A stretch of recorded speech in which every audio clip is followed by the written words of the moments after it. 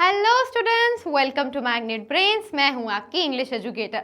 I hope all of you are doing really great. तो जैसे कि हमने हमारे लास्ट वीडियो में जो हमारी पोम है मैग्नीफाइंग ग्लास, उसकी डिटेल एक्सप्लेनेशन और वन शॉट समरी को पूरा कंप्लीट कर लिया है। अगर वो वीडियो आपने नहीं देखा है तो आई बटन पर क्लिक करके या डिस्क्रिप्शन में भी मेरी वीडियो अवेलेबल है, वहां जाकर आप देख सकते हैं।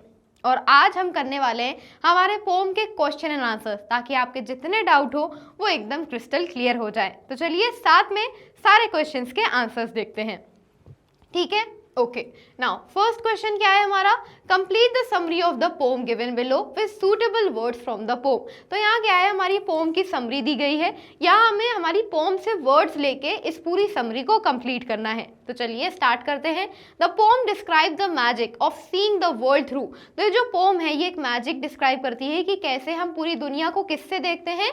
मैग्नीफाइंग ग्लास से देखते हैं। It reveals how tiny things like moss and chalk can appear vast and complex. और ये पोम बताती है कि कैसे इवन छोटी छोटी सी चीज़ें, जैसे एक छोटा सा चॉक का टुकड़ा हो गया या इवन काई भी हो गई, मॉस भी हो गई, वो मैग्नीफाइंग ग्लास में कितनी बड़ी लगती है, कितनी मेस्मराइजिंग लगती है, ब्यूटीफुल लगती है। Even a drop of water can seem like a hive of बीज। और इवन एक जो बूंद होती है पानी की, वो भी मैग्नीफाइंग ग्लास में मधुमक्खी की छत्ते की तरह दिखती है। The poet is impressed at how the spider spin its web from its spinets। और जो पोएट हैं वो इस बात से बड़ा ही इम्प्रेस्ड हैं कि कैसे एक जो स्पाइडर होता है वो कैसे अपना जाला बुनता है अपने स्पिनरेट से, राइट? स्पिन अपना जाला निकाल के बॉडी से। The pome and with the idea that through lenses the moon could be seen with in reach. और पोम इस आइडिया के साथ खत्म होती है कि इवन अगर हमारे पास लेंसेज हो तो चांद भी हमारे लिए कोई बड़ी बात नहीं है, हमसे कोई दूर नहीं है। इवन हम चांद को भी बहुत पास से, बहुत करीब से देख सकते हैं। ठीक है, तो यहाँ ये हमारी समरी पूरी कंप्लीट हो जाती है। अब हम आ जाते हैं हमारे नेक्स्ट क्वेश्चन पर। Fill in the blanks by choosing the correct answer from the brackets. तो जैसे कि आप देख सकते हैं ये हमारे ब्लैंक्स है, इनमें से हमें ब्रैकेट से अपना ऑप्शन चूज करके कंप्लीट करना है। The main idea of the pome is the transformative power of close observation through magnifying glass. तो ये जो हमारी पोम है इसका मेन आइडिया कैसे है कि कैसे क्लोज ऑब्जर्वेशन करने से मैग्नीफाइंग ग्लास के थ्रू चीजें जो है चेंज हो जाती हैं, बदल जाती हैं। Next, the tone of the pome is wonder and curiosity. हमने थ्रू आउट द पोम देखा कि पोएट जो है वो कितना ज्यादा क्यूरियस है और कैसे अपनी क्यूरियोसिटी में वो जब चीजों को मैग्नीफाइंग ग्लास के थ्रू देख रहे हैं तो वो बहुत सरप्राइज हो रहे हैं, बहुत ज्यादा अमेज हो रहे हैं। ठीक है, next, the poem has 6 stanza with 4 lines in each stanza, hence it is a quatrain। तो जैसे कि हमने हमारे पोम में देखा कि टोटल हमारे 6 stanza थे और हर stanza में हमारी 4 लाइन्स थी। Okay, next, the rhyme scheme of the pome is ABCB। तो जो हमारी पोम है उसकी राइम स्कीम क्या है? ABCB। चलिए अब हम आ जाते हैं हमारे नेक्स्ट आंसर पर। Pick example from the poem for the following poetic devices. तो यहाँ हमारे कौन कौन से पोएटिक डिवाइसेस दिए गए हैं? सिमिली, एलिट्रेशन और मेटाफर। इनके हमें एग्जाम्पल्स लिखने हैं कि कहाँ पोम में कब कौन सा हमारा पोएटिक डिवाइस यूज करा गया है। तो स्टूडेंट, सिमिली मतलब क्या होता है? जब हम दो अनलाइक चीज़ों को लाइक यूज करके कंपेयर करते हैं, दो अलग अलग चीज़ों को, जैसे कि अ drop of water like hive of बीज। तो यहाँ पानी की एक बूंद को किससे कंपेयर करा गया है? मधुमक्खी के छत्ते से कंपेयर करा गया है लाइक यूज करके। तो ये किसका एग्जाम्पल हो जाएगा? सिमिली का। देन नेक्स्ट, एलिट्रेशन क्या होता है? जब हमारे एक ही सेंटेंस में वर्ड्स के बिगिनिंग में लेटर्स रिपीट हो रहे हों, जैसे कि यहाँ शेल्स और शो में एस रिपीट हो रहा है, यहाँ फॉरेस्ट और फ्लावर में एफ रिपीट हो रहा है, यहाँ वेट और वॉच में डब्ल्यू रिपीट हो रहा है। ठीक है, एंड देन लास्ट हमारा है मेटाफर। मेटाफर क्या होता है? जब हम दो अलग चीजों को कंपेयर करें, राइट, बिना लाइक का यूज करें। तो यहाँ मैग्नीफाइंग ग्लास को क्या बोला गया है? मैजिक टॉक बोला गया है, जादू से कंपेयर करा गया है। The magnifying glass is not literally talking. Actual में जो मैग्नीफाइंग ग्लास है वो बात नहीं कर रहा है या वो कोई जादू नहीं कर रहा है, बट यहाँ उसको मैजिक टॉक से कंपेयर करा गया है, मिलाया गया है। ठीक है, ओके। चलिए अब हम आ जाते हैं हमारे नेक्स्ट क्वेश्चन पर। The pome is rich in visual imagery, painting vivid pictures of small everyday things magnified into something grand. तो ये जो हमारी पोम है ये क्या है? विजुअल इमेजरी में बहुत ही ज़्यादा लाइक विजुअल है, बहुत ही डिटेल में चीज़ों को बताया गया है, जिसमें हम इवन छोटी छोटी चीज़ों को भी बहुत मैग्नीफाइड वे में इमेजिन कर पा रहे हैं, सोच पा रहे हैं। In the line a mirrored shell shows in a scrap of chalk the magnifying glass reveal. तो जो हमारी लाइन आती है कि mirrored shell shows in a scrap of chalk, ये क्या दिखाता है? है द हिडन पैटर्न और fossil like structures in something as simple as chalk, कि इवन जब एक छोटे से चौक के टुकड़े को भी मैग्नीफाइंग ग्लास में देखा जाता है तो क्या एक बहुत ही ऐसा बड़ा सा पैटर्न देखने को मिलता है, एक फॉसिल लाइक स्ट्रक्चर देखने को मिलता है। इसका मतलब मैग्नीफाइंग ग्लास में छोटी सी छोटी चीज भी बहुत वास्ट वे में देखने को मिल रही है। Then next, in the line a forest, flowers and trees, the poet uses the imagery of nature to emphasize how a tiny patch of moss can look like an entire forest under magnification। तो यहाँ वो इस line का इसलिए use करते हैं कि कैसे एक छोटी सी काई या काई का जो एक हरा हरा पैच होता है उसको भी अगर आप मैग्नीफाइंग ग्लास में देखें तो वो कैसा लगता है, एक जंगल जैसा लगता है जिसमें पेड़ हैं, जिसमें फूल हैं। तो मैग्नीफिकेशन से चीज़ें कितनी ज़्यादा बड़ी दिख रही हैं, कितनी डिटेल्ड वे में दिख रही हैं। ठीक है, next, complete the following sentences with a reason. तो यहाँ क्या है, ये हमारे सेंटेंस दिए गए हैं, ये इनकम्प्लीट है, हमें फॉलोइंग रीजन के साथ इन्हें पूरा कंप्लीट करना है। The poet uses exclamation marks in line the tigerish claws he has with all those eyes and in an afternoon because. तो हमारी इन सारी लाइन्स में जो हमारे पोएट है उन्होंने किसका एक्सक्लेमेशन मार्क का यूज करा है। तो वो ऐसा क्यों करते हैं, इसका रीजन क्या है, it expresses his sense of amazement and excitement at what he see through the magnifying glass. इससे दिखाया जा रहा है कि जब वो मैग्नीफाइंग ग्लास से चीज़ों को देख रहे हैं तो लाइक वो बहुत ज़्यादा मेस्मराइज्ड हो रहे हैं, बहुत ज़्यादा इंप्रेस हो रहे हैं कि यार इतनी छोटी छोटी सी भी चीज़ें कितनी डिटेल वे में, जैसे कि एक मकड़ी कितनी छोटी सी होती है बट मैग्नीफाइंग ग्लास में उसके जो क्लॉज हैं, उसके जो पंजे हैं, वो किससे कंपेयर कर रहे हैं, टाइगर से, जो कि टाइगर इतना बड़ा होता है तो उसके क्लॉज को टाइगरिश बुला रहे हैं। तो इसमें उनकी वो अमेजमेंट, वो सरप्राइज हो रहे हैं, राइट, वो जो इंप्रेस हो रहे हैं वो दिखाया गया है एक्सक्लेमेशन मार्क के थ्रू। ठीक है, next, in the phrase magic talk the poet uses personification to describe the magnifying glass because। तो ये जो हमारा फेज है जिसमें जो मैग्नीफाइंग ग्लास है उसको किससे कंपेयर करा जाता है, मैजिक टॉक से, जैसे जो मैग्नीफाइंग ग्लास है वो जादुई बातें कर रहा हो। तो यहाँ क्या पर्सोनिफिकेशन यूज करा गया है, क्यों, क्योंकि मैग्नीफाइंग ग्लास को ह्यूमन लाइक एबिलिटी दी गई है। तो ये ऐसा क्यों करते हैं, because it seems to reveal secrets और tell story that are otherwise hidden from the naked eye. तो अगर आप नॉर्मली शायद चीज़ों को देखें तो इतना डिटेल वे में आपको देखने को नहीं मिले, या इतने जो सीक्रेट्स हैं, जो राज हैं वो ना मिले। तो मैग्नीफाइंग ग्लास के थ्रू ये सारे जो राज हैं रिवील हो रहे हैं, जो उनकी कहानी है, जो डिटेल स्ट्रक्चर है वो रिवील हो रहा है। इसलिए उन्होंने क्या करा, मैग्नीफाइंग ग्लास को मैजिक टॉक से कंपेयर करा है। ठीक है स्टूडेंट्स, ओके, चलिए अब हम आ जाते हैं हमारे नेक्स्ट क्वेश्चन पर। Each stanza follows a repetitive pattern of introducing a small और ordinary object and then describing the extraordinary details revealed through magnification. तो जैसे कि हर स्टैंजा में हमने देखा कि हमें एक रिपीटेटिव पैटर्न मिला है, एक सेम तरीके से हमारी पोम के स्टैंजा चले हैं। क्या होता है, एक नॉर्मल सी चीज़ के बारे में बात करा जाता है, फिर मैग्नीफाइंग ग्लास के थ्रू वो चीज़ बहुत ज़्यादा एक्स्ट्रा ऑर्डिनरी हो जाती है, बहुत ज़्यादा ब्यूटीफुल हो जाती है।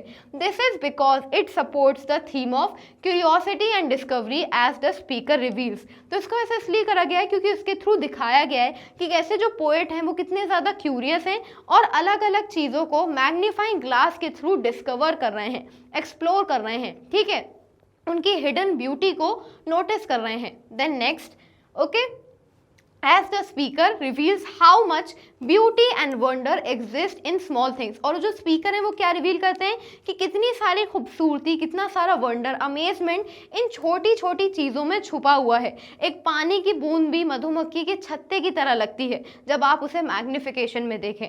ठीक है, next, in the final stanza the poet shift from small everyday object being magnified to a celestial body like moon because.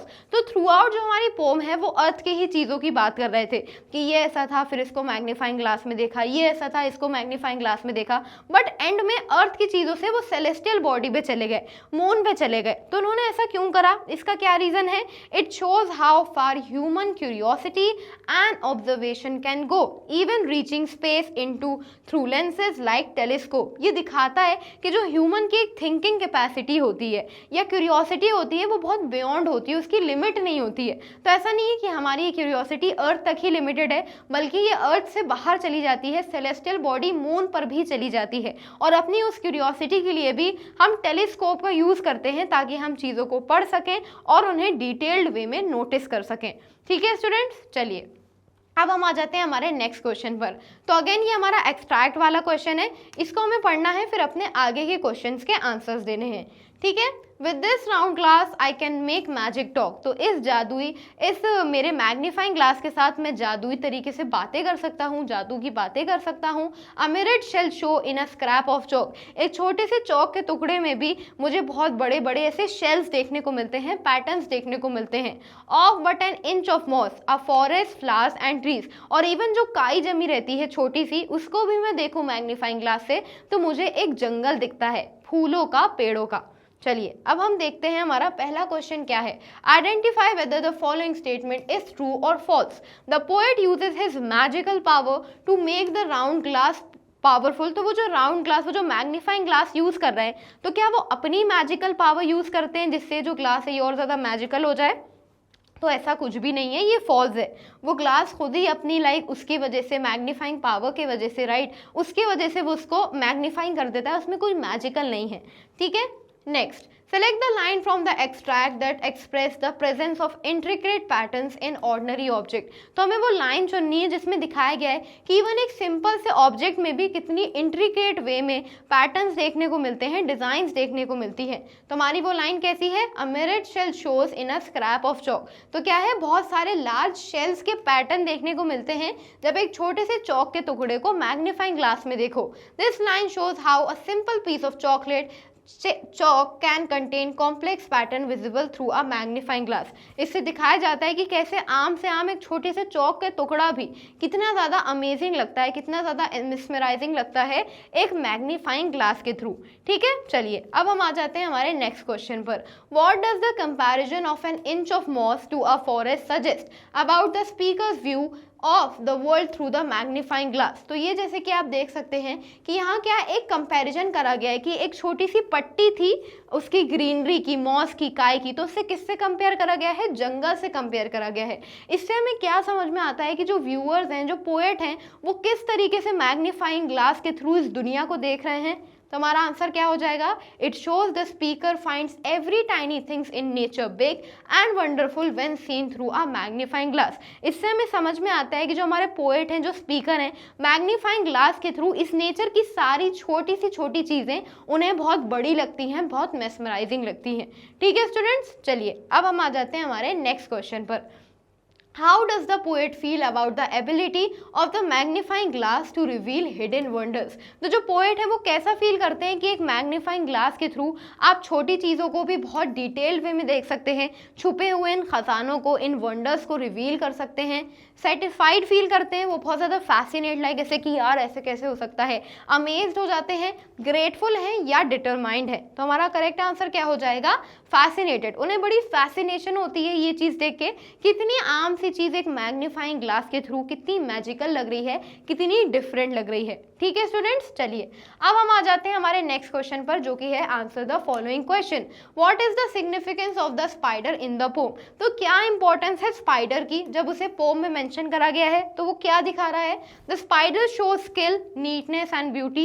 ये जो स्पाइडर है, जो मकड़ी है, ये अपनी एक तरीके से कला दिखाता है, कितने सफाई से वो अपना काम करता है और उसकी खूबसूरती को दिखाता है। The poet likes how it make its web with spinnerets and how its small tiger like claws can be seen clearly under magnifying glass. तो पोएट को ये चीज़ देख के बहुत ही अमेजिंग लगती है कि कैसे वो अपने स्पिनरेट से अपने जाल को इतने प्रॉपरली वे में बुनता है, उनको, उन जालों को बनाता है, और उसके जो छोटे छोटे से पंजे हैं जो कि बिल्कुल टाइगर की तरह हैं, वो एक मैग्नीफाइंग ग्लास में बहुत ज़्यादा क्लियरली दिख रहे हैं। It shows that small things have hidden detail which appear when we look closely। तो जो छोटी छोटी डिटेल्स होती हैं, जो छोटी छोटी चीज़ें होती हैं, इनमें भी बहुत बड़ी बड़ी डिटेल्स होती हैं अगर हम उन्हें ध्यान से देखें। Okay, next, How might the speaker's view of the natural world change if there was no use of magnifying glass? तो जिस तरीके जो स्पीकर हैं, जिस तरीके से वो दुनिया को देखते हैं, अगर इस दुनिया में मैग्नीफाइंग ग्लास ही नहीं होता, उनके पास मैग्नीफाइंग ग्लास ही नहीं होता, तो फिर क्या उनका कैसे नज़रिए बदल जाता दुनिया को देखने का? तो हमारा आंसर क्या हो जाएगा? Without a magnifying glass the speaker would miss the tiny details and hidden beauty of small things. अगर मैग्नीफाइंग ग्लास नहीं होता तो जो स्पीकर हैं, जो छोटी छोटी डिटेल्स होती हैं, इन छुपी हुई खूबसूरत चीज़ों में इन छोटी चीज़ों में उस चीज़ को वो मिस कर देते, उस ब्यूटी को वो नहीं देख पाते। Nature would look ordinary instead of special and magical and the speakers curiosity and wonder would become less. तो जो चीज़ें उनको इतनी अमेजिंग लग रही हैं, इतनी मैजिकल लग रही हैं, वो नेचर शायद उनको इतना अच्छा नहीं लगता, इतना मैजिकल नहीं लगता, और उनकी जो क्यूरियोसिटी है और वंडर है नेचर को लेके कि हाँ इतनी छोटी सी चीज़ भी इतनी ब्यूटीफुल है, मैग्नीफाइंग ग्लास के थ्रू, वो भी कम हो जाती। ठीक है, ओके, चलिए अब हम आ जाते हैं हमारे नेक्स्ट क्वेश्चन पर। What does the pome and with the idea of the moon being with in the reach. तो जो पोम है एंड में अर्थ से मून पर आ जाती है, चांद पर आ जाती है, तो इससे हमें क्या समझ में आता है कि जो हमारी रीच है वो कहाँ तक है। जैसे चांद भी हमारी रीच में, वो कहते हैं ना I can feel, I can walk on the moon, जैसे कि मैं ऐसे वॉक कर रहा हूँ। तो इसका मतलब क्या है, the poem ends with the moon being within reach to show that tools like lenses and telescope expand our reach and imagination. तो इस बात से इसलिए ख़त्म होती है कि जो मून है वो भी हमारे रीच में है, मून को भी देख सकते हैं। ये दिखाता है कि हमारे पास ऐसे लेंसेज हैं जैसे कि टेलीस्कोप, जो कि हमारी रीच को, मतलब हम कहाँ तक पहुँच सकते हैं और कितना इमेजिन कर सकते हैं, उस चीज़ को ये और ज़्यादा बढ़ाता है, एक्सपैंड करता है। It means human curiosity and observation go beyond earth even to the moon. तो इंसान की जो क्यूरियोसिटी है, जो इमेजिनेशन है, जो इंटरेस्ट है, वो धरती तक परे नहीं है, लाइक धरती तक लिमिटेड नहीं है, सीमित नहीं है, उससे भी बियॉन्ड जाता है, उससे भी परे जाता है। ठीक है, चलिए अब हम आ जाते हैं हमारे नेक्स्ट क्वेश्चन पर। What is the speaker's attitude towards nature and the act of observation। तो जिस तरीके से जो स्पीकर हैं उनका through out the pome attitude क्या है और कैसे वो चीज़ों को ऑब्जर्व कर रहे हैं, तो हमारा आंसर क्या हो जाएगा, the speaker feels curious, fascinated and full for admiration for nature. जो स्पीकर हैं वो बड़ा ही क्यूरियस हैं, बहुत ही ज़्यादा फैसिनेट हैं और बहुत ज़्यादा नेचर को एडमायर करते हैं, उसकी तारीफ करते हैं। He thinks observing help uncover hidden beauty and that even the smallest things have wonder and mystery when seen closely. उनका मानना है कि इवन छोटी छोटी चीज़ों में जिन पर आप ध्यान नहीं देते हैं, उनके ऊपर भी एक ऐसी छुपी हुई सी खूबसूरती है जो कि आप मैग्नीफाइंग ग्लास के थ्रू देख सकते हैं, और एक ऐसी मिस्ट्री है जिसको आप सॉल्व कर सकते हैं ध्यान से, पास से देखने पर। ठीक है, चलिए अब हम आ जाते हैं हमारे नेक्स्ट क्वेश्चन पर। Which is your favourite part of the poem, why. तो हमने जो हमारी पूरी पोम पढ़ी है, इसमें आपका फेवरेट पार्ट कौन सा है और क्यों है, तो हम अपना आंसर देखते हैं। My favourite part is a drop of water like hive of bees because it shows a tiny drop of water is like a busy hive. तो मेरा जो पूरा एकदम प्रॉपर, मतलब सारी पोम में से जो मेरा फेवरेट पार्ट है वो ये है, जब एक पानी की बूंद को, वाटर के ड्रॉप को किससे कंपेयर करा जाता है, मधुमक्खी के छत्ते से। तो इसमें दिखाया जाता है कि एक मैग्नीफाइंग ग्लास के थ्रू एक छोटी सी पानी की बूंद भी कितनी डिटेल्ड वे में एक मधुमक्खी के छत्ते की तरह दिखती है। It tells me even small and things are full of life and makes me look for hidden wonders around me. ये मुझे सिखाती है कि इवन छोटी छोटी चीज़ों में भी बहुत सारी एक पूरी सी जिंदगी सी होती है, बहुत मतलब बहुत कुछ देखने को होता है। ऐसा नहीं कि ये चीज़ साइज में छोटी है तो उसमें कुछ देखने के लिए नहीं है। और ये चीज़ मुझे सिखाती है कि मेरे आसपास ऐसे ही बहुत सारे छुपे हुए वंडर्स हैं जो कि मैं मैग्नीफाइंग ग्लास के थ्रू एक्सप्लोर कर सकती हूँ। ठीक है, चलिए अब हम चलते हैं हमारे नेक्स्ट क्वेश्चन की तरफ। Fill in the blanks in the sentences with the words given in the box below.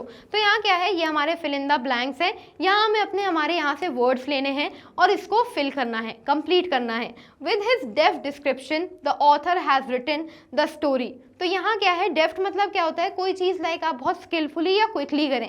तो यहाँ उन्होंने बहुत ही कला के साथ, बहुत ही कलाकार वे में पूरी पोम का एक डिस्क्रिप्शन दिया है और कहानी को बहुत ही खूबसूरत तरीके से, विभिन्न मतलब क्या होता है, सिलनायक तरीके से बोया है। विद फैसिनेटिंग डिटेल्स, राइट, कहते हैं ना जैसे एक मकड़ी अपने जाले को बुनती है, वैसे ही जो हमारे राइटर हैं उन्होंने बहुत ही स्किलफुल वे में, बहुत ही कलाकारी वे में पूरी कहानी को डिस्क्राइब करा है और इस कहानी को बुना है। When you read the story you will surely enjoy the marvelous storytelling technique that attract all kinds of reader। और जब आप इस कहानी को पढ़ेंगे तो आपको भी ये जो शानदार तरीका है कहानी सुनाने का, कहानी समझाने का पसंद आएगा, जो कि हर तरीके के रीडर को अट्रैक्ट करती है, अपनी तरफ आकर्षित करती है। ठीक है, next, what makes the story interesting in the super way of describing the mirrored emotion and feeling of the character. और सबसे ज़्यादा जो बात है इस कहानी को और ज़्यादा दिलचस्प बनाती है और ज़्यादा मज़ेदार बनाती है वो कि कैसे बहुत ही ज़्यादा वास्ट वे में इमोशंस को दिखाया गया है, कैरेक्टर्स की फीलिंग्स को दिखाया गया है। The readers will stumble upon the unexpected twist. और जो रीडर हैं जो कि इन कहानियों को पढ़ रहे हैं, स्टम्बल मतलब क्या होता है, गिर जाना, फंस जाना। तो जो लोग इस कहानी को पढ़ रहे हैं वो अनएक्सपेक्टेड ट्विस्ट में एक तरीके से फंस जाएंगे, गिर जाएंगे। And turns that surpass all our understanding and make us wonder at the narrative power of the author. और बिल्कुल हमारी ये जो कहानी है, इसकी जो एंडिंग है या प्लॉट ट्विस्ट है, वो हमारी सोच के परे चला जाएगा, हमारी इमेजिनेशन के परे चला जाएगा। और हमको भी लगेगा कि एक ऑथर में कितनी शानदार नरेटिव पावर है, कि क्या कहानी लिखी है। होता है ना कि कितनी शानदार मूवी बनाई है। तो बिल्कुल ऐसे ही ये जो हमारी जो स्टोरी है या ये जो हमारा पैराग्राफ है, ये पूरा कंप्लीट हो जाता है। ठीक है, अब हम आ जाते हैं हमारे नेक्स्ट क्वेश्चन पर। The collective noun a hive of bees is used in the poem. तो मधुमक्खी के छत्ते को क्या बोलते हैं, मधुमक्खी के एक तरीके से झुंड को क्या बोलते हैं, अ हाइव ऑफ बीज बोलते हैं। तो उसका पोम में यूज करा गया है। Match the phrase in column 1 with suitable words in column 2 to make collective noun. तो यहाँ भी क्या है, हमारे कलेक्टिव नाउन दिए गए हैं, इनको हमें क्या करना है, कॉलम 1 को कॉलम 2 से मैच करना है। तो चलिए हम अपने आंसर्स देख लेते हैं। तो अ स्वॉर्म ऑफ क्या हो जाएगा, लोकस्टस, राइट। तो जो लॉकस्टस होते हैं उन्हें हम क्या कहते हैं, टिड्ढे कहते हैं। तो टिड्ढे के दल को हम क्या कहते हैं, अ स्वॉर्म ऑफ लॉकस्टस। देन नेक्स्ट क्या है हमारा, सेकंड का हो जाएगा हमारा 6th। तो सेकंड किससे मैच हो जाएगा, अ कॉन्स्टलेशन ऑफ स्टार्स। तो स्टार्स का एक झुंड होता है, एक बहुत बड़ा ग्रुप होता है स्टार्स का, तो उसे हम क्या कहते हैं, कॉन्स्टलेशन कहते हैं। देन थर्ड हमारा मैच हो जाएगा 5th के साथ, अ ग्रोव ऑफ ट्रीज। जब एक जगह बहुत सारी मात्रा में, बहुत ज़्यादा क्वांटिटी में ट्रीज एक ऐसे ग्रुप में होते हैं तो उसे हम क्या कहते हैं, अ ग्रोव ऑफ ट्रीज कहते हैं। Then third, a troupe of dancers, right. एक पूरा जो ग्रुप होता है डांसर्स का, उसे हम कलेक्टिव नाउन में अ ट्रूप ऑफ डांसर्स बोलते हैं। देन उसके बाद अ बैटेलियन ऑफ सोल्जर्स, राइट। ये जो सोल्जर्स, एक मिनट, हमारा सोल्जर कहाँ है, हाँ ये रहा, फर्स्ट का second, a battalion of soldiers, right. तो आर्मियों का, सोल्जर्स का जो पूरा ऐसा ग्रुप होता है उसे हम बैटेलियन कहते हैं। और शिप्स के लिए हम क्या यूज करते हैं, अ फ्लीट ऑफ शिप्स। अगर शिप्स को हमें कलेक्टिव नाउन में कहना है तो हम क्या कहेंगे, अ फ्लीट ऑफ शिप। ठीक है, तो ये हमारा आंसर दिया गया है, इसे आप अपनी बुक में मैच कर सकते हैं। चलिए अब हम आ जाते हैं हमारे नेक्स्ट क्वेश्चन पर। The poet uses the expression eyeing the moon in the poem. Match the idiomatic expression with eye given in column 1 with their meanings in column 2। You may refer to a dictionary.